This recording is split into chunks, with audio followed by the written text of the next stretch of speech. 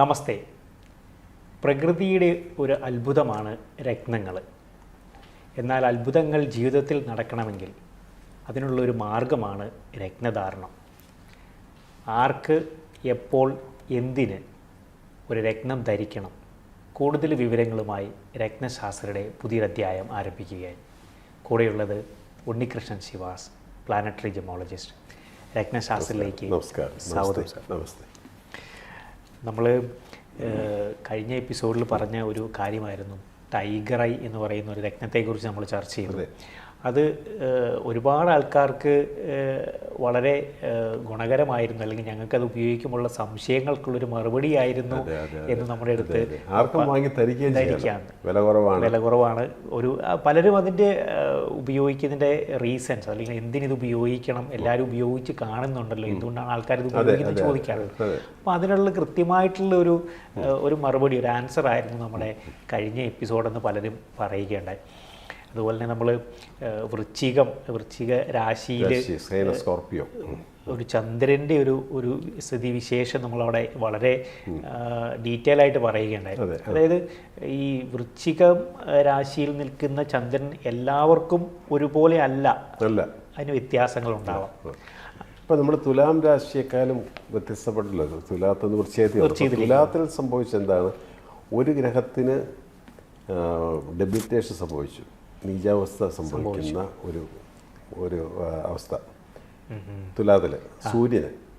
സൂര്യന് തുലാത്തില് നീചപ്പെട്ടിട്ടുണ്ട്. ഇന്ന് ശനിയുടെ ഉച്ചക്ഷേത്രം ആണല്ലോ, രണ്ട് കാര്യങ്ങളാണ് നടക്കുന്നത്. അതൊരു ബിസിനസ് ഏരിയയാണ് തുലാം, മനസ്സിൽ ത്രാസാണ്. അപ്പം അതിനെക്കുറിച്ച് നമ്മൾ കൂടുതലായിട്ട് സംസാരിച്ചായിരുന്നു. ഇത് ഇവിടെ വൃശ്ചികത്തിൽ വരുമ്പോൾ നമ്മുടെ ചന്ദ്രനാണ് ഇവിടെ ഒരു അവസ്ഥാവിശേഷം മോശമായിട്ട് നിൽക്കുന്നത്.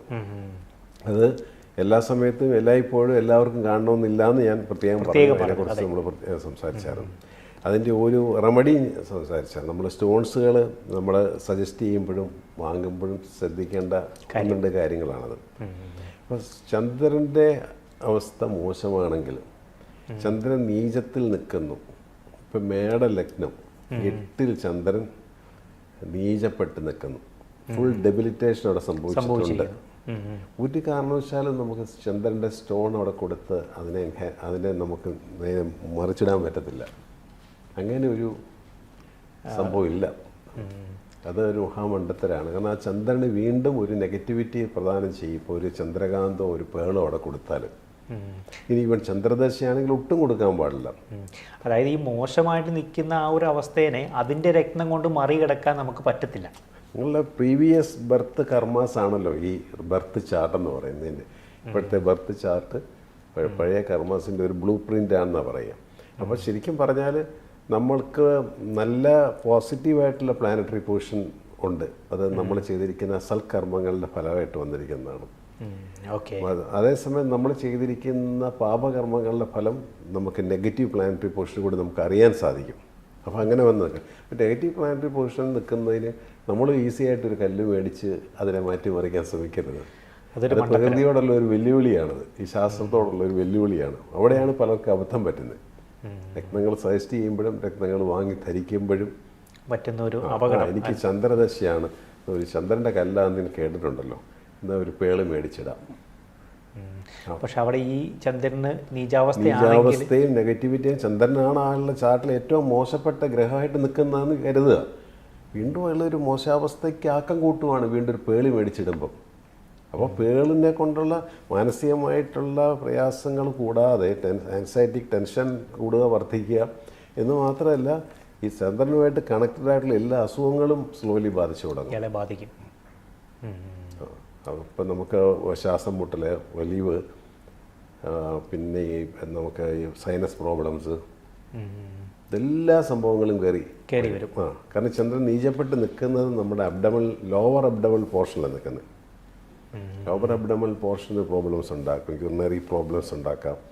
അങ്ങനെ പലതരത്തില ഏജ് അനുസരിച്ചിട്ടായിരിക്കും അത് വരുന്നത്.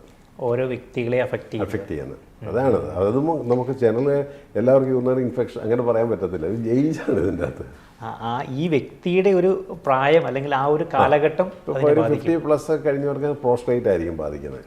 ഒരു കൊച്ചുകുട്ടിക്ക് അത് ബാധിക്കണമെന്നില്ലായിരിക്കും. അവന് ചിലപ്പോൾ യൂറിനറി ഇൻഫെക്ഷൻസും മറ്റുള്ള കാര്യങ്ങളൊക്കെ ആയിരിക്കാം.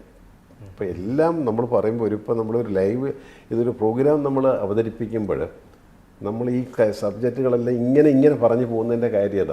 കാരണം ഈ ജനറലാണ് സംസാരിക്കുന്നത് നമ്മൾ പറയുന്നത് എപ്പോഴും എടുത്ത് പറയുന്നതിൻ്റെ കാരണം ഇതാണ്. കാരണം അത് ഓരോ വ്യക്തികളെയും ആസ്പദമാക്കിയിട്ടിരിക്കും. അപ്പോൾ ഏജും ഇതിനകത്തൊരു ഫാക്ടറായിട്ട് വരുന്നുണ്ട്. അപ്പം ലഗ്നത്തിൻ്റെ 8th ഹൗസിൽ ചന്ദ്രൻ പൂർണ്ണമായ ഡെബിലിറ്റേഷൻ സംഭവിച്ചിട്ടുണ്ട് എന്ന് നമുക്ക് ഉറപ്പുണ്ടെങ്കിൽ ഒരു കാരണവശാലും ലഗ്നം അവിടെ കൊടുക്കാൻ പറ്റുന്നില്ല. അപ്പോൾ അവിടെ കൊടുക്കാൻ പറ്റുന്നത് ചൊവ്വയുടെ ലഗ്നമാണ്, അതായത് റെഡ് കോറലാണ്. മേട ലഗ്നം എന്ന് പറഞ്ഞാൽ തന്നെ മേടം തന്നെ ചൊവ്വയുടെ ഹൗസാണ്. വൃശ്ചികം എന്ന് പറയുന്ന ഈ ഹൗസും ചൊവ്വയുടെയാണ്. മേടത്തിൻ്റെയും ചൊവ്വയാണ്, വൃശ്ചികത്തിൻ്റെയും ചൊവ്വയാണ്. അപ്പോൾ ചൊവ്വയ്ക്ക് അവിടെ ഒരു പോസിറ്റീവ്നെസ് ഉണ്ട്. ആ ചാർട്ടിലെ കൂറ് കൈകാര്യം ചെയ്യുന്ന ആളും ലഗ്നം കൈകാര്യം ചെയ്യുന്ന ആളെന്ന് പറയുമ്പം അതിനകത്ത് വേറെ ഒന്നും നോക്കേണ്ട കാര്യമില്ല, ധൈര്യമായിട്ട് കോറൽസ് കൊടുക്കും. അപ്പോൾ അവിടെയാണ് നമ്മൾ ഈ കോറൽസിൻ്റെ ക്യാരറ്റേജ് എത്രയാണെന്ന് നമ്മൾ നിശ്ചയിക്കുന്നത്. അതായത് ഈ ചന്ദ്രന് വന്നിരിക്കുന്ന ആ ഒരു പ്രശ്നത്തെ മറികടക്കാനായിട്ട് അല്ലെങ്കിൽ അതിനെ ഒന്ന് മറികടക്കത്തക്ക രീതിയിലുള്ള തൂക്കം ഇതിന് കൊടുക്കുക, നമ്മൾ വെയിറ്റേജ് കൊടുക്കുക. അപ്പോൾ ക്യാരറ്റ് എപ്പോഴും എല്ലാ കല്ലുകളും 2 ക്യാരറ്റ് ധരിക്കും. ഇങ്ങനെയൊക്കെ ജനറലി ആൾക്കാർക്കിടയിൽ ഉണ്ട്. അപ്പോൾ 2 ക്യാരറ്റ് പോരെ? അപ്പോൾ 2 ക്യാരറ്റ് പോരെന്ന് ചോദിച്ചാൽ ഡയമണ്ട്സ് 2 ക്യാരറ്റ് കൊടുക്കാൻ പറ്റും ഒരാൾക്ക്? പറ്റില്ല. വില കൊണ്ട് തന്നെ താങ്ങത്തില്ല, ഹാർഡ്നെസ് കൂടുതലുള്ള കല്ല്. മനസ്സിലായല്ലേ? അപ്പോൾ നമ്മൾ ഒരു സ്റ്റോണുകൾക്ക് പ്രധാനമായിട്ട് ഉള്ളത് നമ്മൾ കൃത്യമായ ഒരു രക്തനിർണയം, പിന്നെ ഇതിൻ്റെ തൂക്കം ഭയങ്കര ഇമ്പോർട്ടൻ്റ്. അപ്പോൾ ഈ തൂക്കത്തിനകത്ത് വളരെ ഇമ്പോർട്ടൻസ് ഉണ്ട്. അപ്പോൾ ഈ ഇങ്ങനെയുള്ള ഒരു ചാർട്ടുകൾ ഞാനൊരു ചാർട്ട് കാണിച്ചു തരാം. അപ്പോൾ അതിനകത്ത് നമുക്ക് അതിൻ്റെ ക്യാരറ്റേജ് എങ്ങനെയാണ് നമ്മൾ ഉപയോഗിക്കുന്നതെന്ന് നമുക്ക് കൃത്യമായിട്ട് ഞാൻ പറഞ്ഞുതരാം. ഓക്കെ, നമ്മൾ ഈ മൂണിന് ഭയങ്കരമായിട്ടുള്ളൊരു ഡെബിലിറ്റേഷൻ സംഭവിച്ചു. പക്ഷേ അതിനെ ഒന്ന് കോമ്പൻസേറ്റ് ചെയ്യാനായിട്ട് നമുക്ക് സപ്പോർട്ട് ചെയ്യുന്ന പ്ലാനറ്റായ ചന്ദ്രൻ്റെ ചൊവ്വയുടെ രത്നം നമ്മൾ റെഡ് കോറൽസ് ഉപയോഗിക്കാമെന്ന് പറഞ്ഞു. അത് പക്ഷേ സാറ് പറയുന്നു മാക്സിമം അത് ക്യാരറ്റേജ് കുറച്ച് അധികമായിട്ട് നമ്മൾ ഉപയോഗിക്കണം. കാരണം എന്ന് വെച്ചാൽ ഇത് മനസ്സാണല്ലോ ചന്ദ്രൻ. മാനസികമായിട്ടുള്ള എല്ലാ ചലഞ്ചസും സംഭവിക്കുന്നത് മൂണിനെ ആശ്രയിച്ചിട്ടാണ്. മൂൺ നന്നായിട്ട് നിൽക്കുന്നു, നല്ല എക്സോൾട്ടഡ് ആയിട്ടൊക്കെ നിൽക്കുന്ന ഇപ്പോൾ നമ്മൾ കർക്കിടക ലഗ്നം ഇടവത്തിൽ മൂണ് ഫുൾ എക്സോൾഷനിൽ നിൽക്കുകയാണെങ്കിൽ എന്ന് വെച്ചാൽ മാനസികമായിട്ട് ഇപ്പോഴൊരു നമുക്കൊരു എന്ത് നേരിടാനുള്ള ഒരു ധൈര്യം ഉണ്ടാവും. പൊതുവെ സന്തോഷവാനായിരിക്കും ആള്. അയാൾക്കുള്ളത് കൊണ്ട് അയാൾ തൃപ്തിപ്പെടും. അങ്ങനെയുണ്ട്. ഇതിപ്പോൾ മനസ്സ് അപ്പോഴേ എനിക്കെല്ലാം ഉണ്ടെങ്കിൽ അത് കിട്ടിയില്ലോ ഇത് കിട്ടിയില്ലോ എന്നുള്ള ചിന്തകൾ, അനാവശ്യമായിട്ടുള്ള ആൻസൈറ്റികൾ, 10 കൊല്ലം കഴിഞ്ഞ് നടക്കാൻ പോകുന്ന കാര്യത്തെക്കുറിച്ച് ഇപ്പോഴേ ചിന്തിക്കും ഈ ചന്ദ്രൻ്റെ ഇതുപോലത്തെ മാനസിക. പിന്നെ കഴിഞ്ഞ 10 കൊല്ലം മുമ്പ് ഇങ്ങനെ ഒരു അവസ്ഥ എനിക്ക് ഉണ്ടായല്ലോ എന്ന് ഓർത്തിട്ട് അതും ചിന്തിച്ചുകൊണ്ട് വരും. കഴിഞ്ഞു പോയതും വരാൻ പോകുന്നതുമായിട്ടുള്ള കാര്യങ്ങളെക്കുറിച്ച് ചിന്തിച്ച് ഇന്നത്തെ ജീവിതം, ഇന്നത്തെ ദിവസം നശിച്ചു പോകുന്നതും മനസ്സിൻ്റെ അവസ്ഥയാണ്. ആ മനസ്സിനകത്തുള്ള അപ്പോൾ അതെല്ലാം നമുക്ക് ചന്ദ്രനെ കൊണ്ട് റീഡ് ചെയ്യാൻ പറ്റും. അത് സാറ് പറഞ്ഞു, ഇപ്പോൾ ഒരു വ്യക്തിയുടെ ഒരു ആത്മവിശ്വാസം അത് പൂർണ്ണമായിട്ടും ഇല്ലാതാകുന്ന അല്ലെങ്കിൽ പൂർണ്ണമായിട്ടും കുറഞ്ഞു പോകുന്ന ഒരു സ്ഥിതിവിശേഷമാണോ ഇവിടെ വരുന്നത്? അത് പല ചാർട്ടിന് ഇപ്പോൾ എൻ്റെ ഒരു ചാർട്ടുണ്ട്, ഞാനത് കുറച്ച് പറയും. ചാർട്ട് പറയുമ്പോഴേ നമുക്ക് കറക്റ്റായിട്ട് ഒരു 1976 ഒരു ചാർട്ടാണ്. ഡേറ്റ് ഒന്നും ഞാൻ പറയുന്നില്ല. അതിനകത്ത് വൃശ്ചിക ലഗ്നവും ലഗ്നത്തിൽ ചന്ദ്രനും നീചപ്പെട്ട് ഫുൾ ഡെബിലിറ്റേഷൻ സംഭവിച്ച് നിൽക്കുക ഈ ചാർട്ടിൽ. 9th ഹൗസ് എന്ന് പറയുന്നത് കർക്കിടകമാണ്. അതായത് വൃശ്ചികത്തിൻ്റെ 9th ഹൗസ്. വൃശ്ചികം, ധനു, മകരം, കുംഭം, മീനം, മേടം, ഇടവം, മിഥുനം, കർക്കിടകം 9ാമത്തെ ഹൗസ് എന്ന് പറയുമ്പം ഒരാളുടെ ഒരു ഭാഗ്യസ്ഥാനം എന്ന് വേണമെങ്കിൽ പറയാം. 9ാമത്തെ സ്ഥാനം കർക്കിടകത്തിലാണ്. ആ 9ാം ഭാവാധിപൻ ആരാണ്? 9 എന്ന് പറയുന്ന കർക്കിടകം എന്ന് പറയുന്നത് ചന്ദ്രൻ്റെ ആണല്ലോ. ആ ചന്ദ്രൻ നീചപ്പെട്ട് നിൽക്കുക വൃശ്ചികത്തിൽ. 9ാം ഭാവത്തിനാണ് ഏറ്റവും ദോഷം ഇവിടെ സംഭവിച്ചിരിക്കുന്നത്. അത് ചന്ദ്രനായതുകൊണ്ട് ആ മനസ്സുമാണ്. ഈ 9ൽ നിൽക്കുന്ന ഗ്രഹങ്ങൾ സൂര്യനും ശനിയുമാണ്. കർക്കിടക മാസം ജനിച്ച ഒരാളുടെ ചാർട്ടായി പറയുന്നത്. കർക്കിടകത്തിൽ സൂര്യൻ വന്നു, ശനിയും വന്നു. അപ്പോൾ സൂര്യശനി ബന്ധം വന്നപ്പോൾ സൂര്യനും പ്രബലത്തിൽ ആയി. സൂര്യൻ ആരാണ് ഇവിടെ കർമ്മം തരുന്ന ആൾ, അതായത് കരിയറിൻ്റെ ആൾ. 10th ഹൗസ് ചിങ്ങം, വൃശ്ചികത്തിൻ്റെ 10th ഹൗസ് ചിങ്ങം.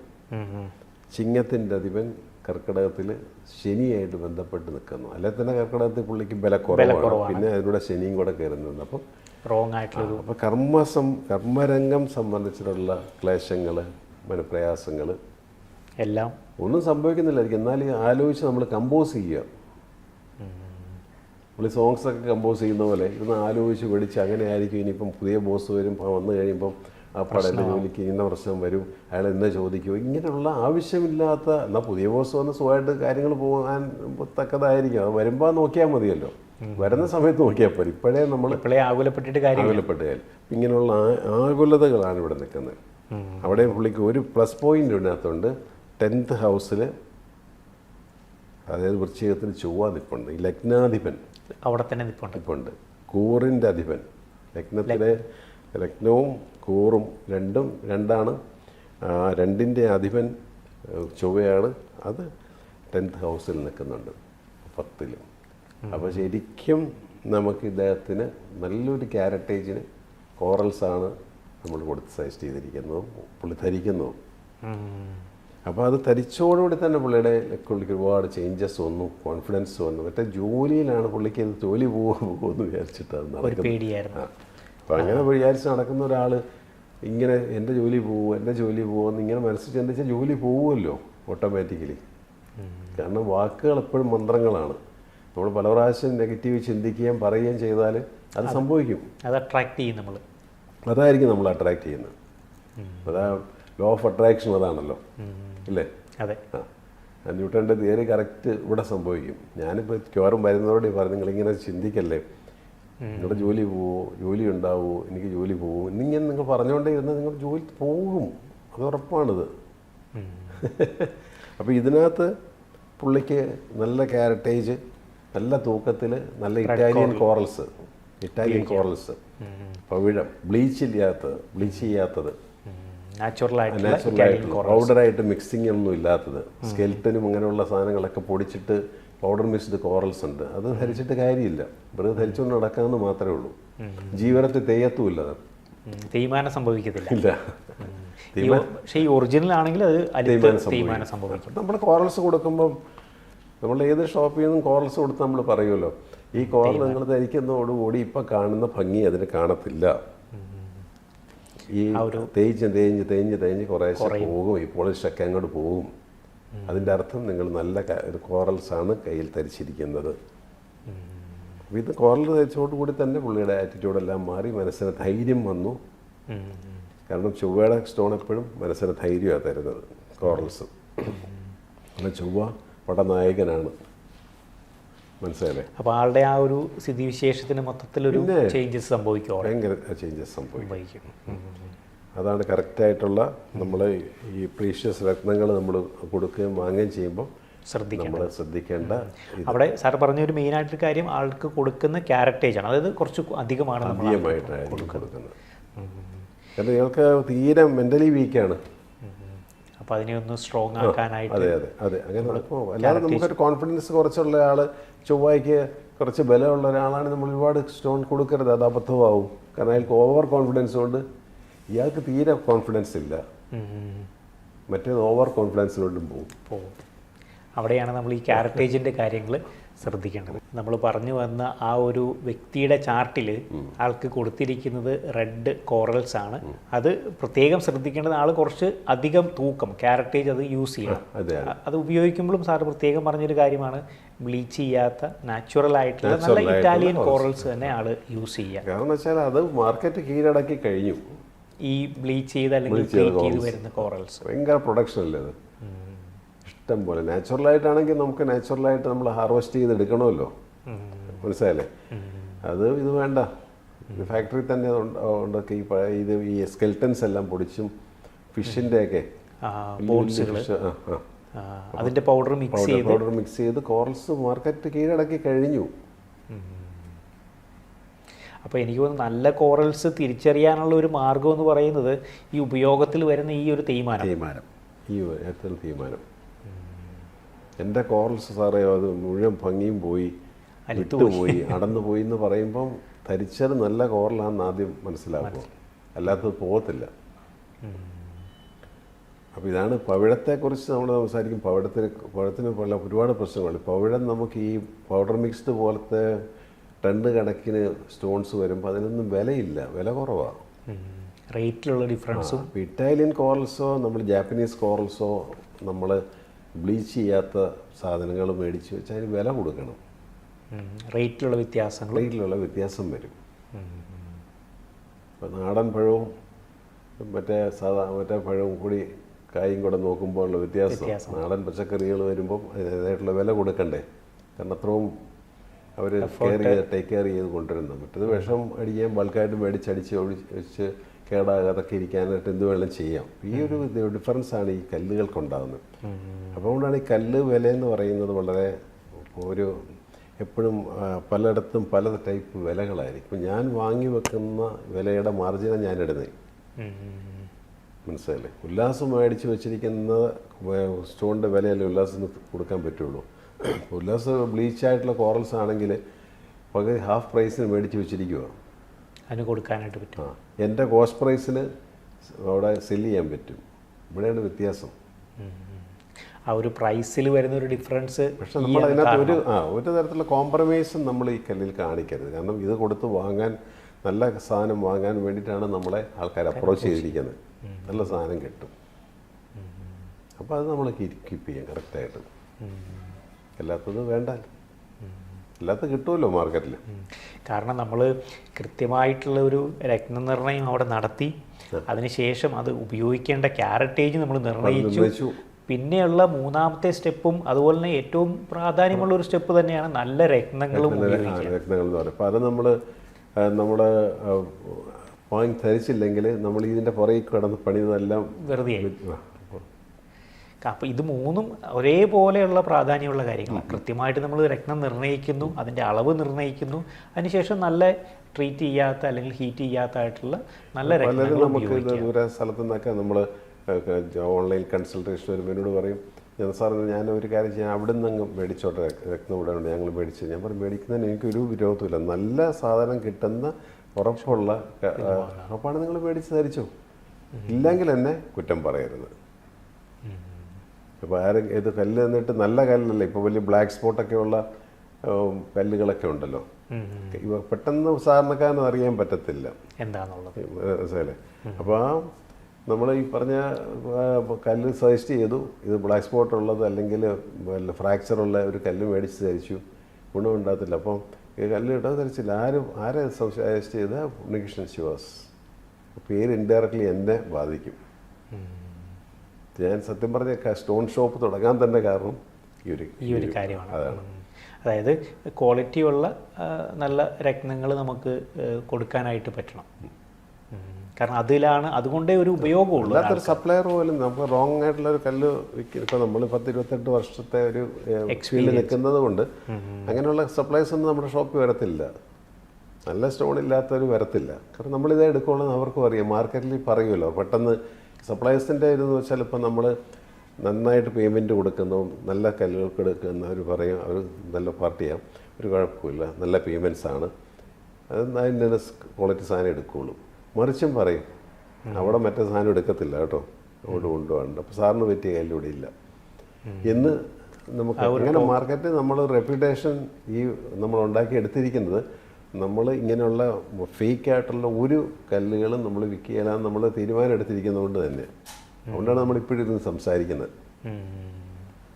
രത്നങ്ങൾ ഒരുപാട് ഈ ഡ്യൂപ്ലിക്കേറ്റ് രത്നങ്ങളും ഹീറ്റ് ചെയ്തിരിക്കുന്നതും ട്രീറ്റ് ചെയ്തിരിക്കുന്നതും ഒരുപാട് ടൈപ്പ് ഓഫ് ട്രീറ്റ്മെൻറ്റ്സ് ഉണ്ട് ഈ രത്നങ്ങളിൽ. അത് ഓരോ രത്നങ്ങൾക്ക് ഓരോ ടൈപ്പ് ട്രീറ്റ്മെൻറ്റ്സാണ്. എനിക്കൊന്ന് നമ്മൾ മുമ്പുള്ള 1-2 എപ്പിസോഡിലൊക്കെ ചെറിയ ഈ ഒരു ഡീറ്റെയിൽസൊക്കെ നമ്മൾ പങ്കുവച്ചിട്ടുണ്ട് പ്രേക്ഷകരോട്. എനിക്ക് തോന്നുന്നത് അത് നമ്മൾ ഓരോ എപ്പിസോഡുകളിലും ഇതിൻ്റെ ഓരോ ഡീറ്റെയിൽസുകൾ നമ്മൾ ആഡ് ചെയ്യാറുണ്ട്. കാരണം ആ ഒരു ഇൻഫോർമേഷൻ നമ്മുടെ പ്രേക്ഷകരിലേക്ക് നമ്മൾ എത്തിക്കുക എന്നുള്ളൊരു കാരണങ്ങൾ കൊണ്ട് തന്നെ. അത് തന്നെ. പിന്നെ മരതകം പോലുള്ള ഇപ്പോൾ നമ്മൾ എമറാൾഡ് പോലെ ഹാർഡ്നെസ് കുറഞ്ഞ കല്ലിന് ഹീറ്റ് ട്രീറ്റ്മെൻ്റ് അല്ല കൊടുക്കുന്നത്. ഹീറ്റഡ് എമറാൾഡ്സ് ഇല്ല. കാരണം എമറാൾഡിൻ്റെ ഹീറ്റിങ് എഫക്റ്റീവ് ആകത്തില്ല, കാരണം അതിന് ഹാർഡ്നെസ് ഇല്ലാത്തതുകൊണ്ട്. അതിന് പകരം ഇപ്പോൾ ബിരുദന്മാർ ചെയ്യുന്നത് ഗ്ലാസ് ഫില്ല് ചെയ്താണ് വരുന്നത്. ഗ്ലാസ് ഫില്ലിംഗ് ട്രീറ്റ്മെൻറ്റ് വരും. ഗ്ലാസ് ഫില്ല് ചെയ്ത് തിളക്കം ഉണ്ടാക്കിയെടുക്കും. അമിതമായ തിളക്കം വരുമ്പോഴേ ഗ്ലാസ് ഫില്ലിംഗ് ആണോ. ഇപ്പോൾ റൂബിക്ക് ഗ്ലാസ് ഫില്ലിംഗ് ഉള്ളതുണ്ട്, അതുപോലെ തന്നെ പല രത്നങ്ങൾക്കും ഉണ്ട് ട്രീറ്റ്മെൻറ്റ്. ഓക്കെ, എനിക്ക് തോന്നുന്നു അങ്ങനെയുള്ള ആ ഒരു രത്നങ്ങളുടെ ട്രീറ്റ്മെൻറ്റ് അല്ലെങ്കിൽ ആ ഒരു കാര്യങ്ങളെക്കുറിച്ച് നമുക്ക് വരുന്ന എപ്പിസോഡുകളിൽ നമുക്ക് ഉൾപ്പെടുത്തണം. ഇന്നത്തെ എപ്പിസോഡ് വൈൻഡപ്പ് ചെയ്യാനായിട്ടുള്ള സമയമായി. അടുത്തൊരു എപ്പിസോഡിൽ കണ്ടുമുട്ടാം. നമസ്കാരം.